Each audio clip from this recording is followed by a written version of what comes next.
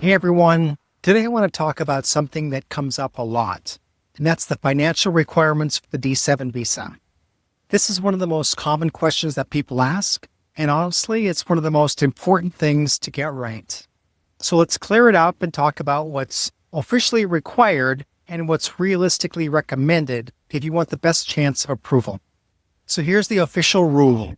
To qualify for the D7 visa, you need to show a minimum passive income of 10,440 euro per year, which is about 11,300 US dollars per year. Breaks down to about 870 euro a month, or about 940 US dollars a month. And if you're applying with a spouse or a partner, you need to add about 50% more.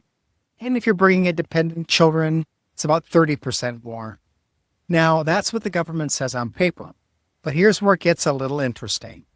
While those are the minimums, many consultants and people who have gone through the process recommend showing more. Why?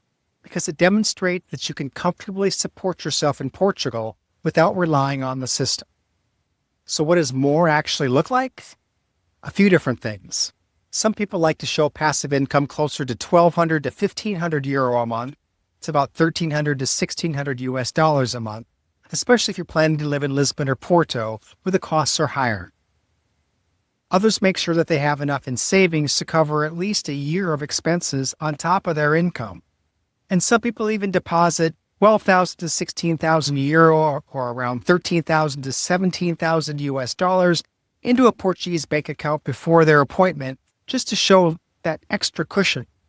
It's not required, but it does make your application stronger. I mean, think of it this way.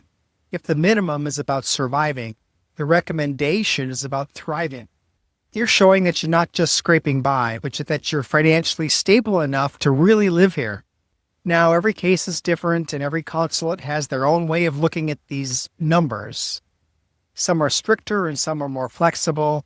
But if you aim for a little more than the minimum, you're less likely to run into delays or requests for extra documents.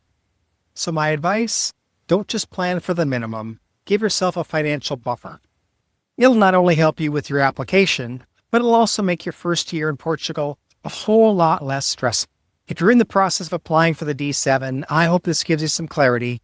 And as always, I'm going to keep sharing updates and tips as I go through this process myself.